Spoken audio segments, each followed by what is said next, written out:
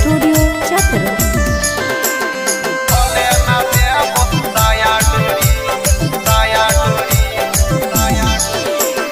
जहाँ बजरिया त सुनीला बोली माइनस प्लस के लइहा चोली।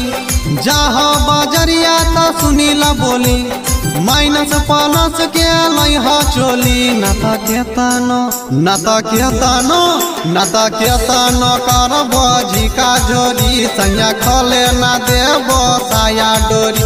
बाकी केतनो कर बजी का जोरी सैया खोले ना देबो साया डोरी।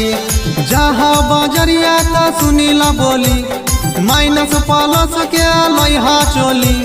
जहाँ बजरिया त सुनीला बोली माइनस प्लस के लइहा चोली। नता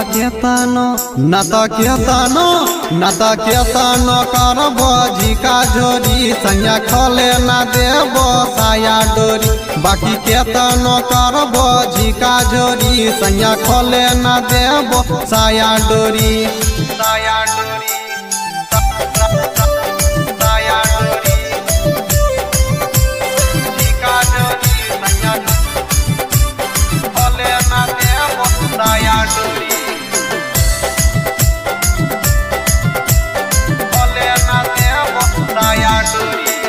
लाल पियर चाहिए दू गो साड़ी रंग बिरंग कलर के चूड़ी। लाल पियर चाहिए दू गो साड़ी रंग बिरंग कलर के चूड़ी। तबे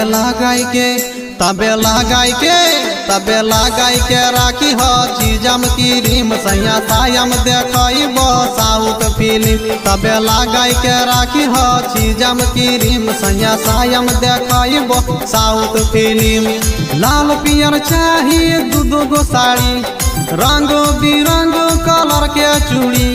लाल पियर चाहिए दू गो साड़ी रंग बिरंग कलर के चूड़ी। तबे लगाई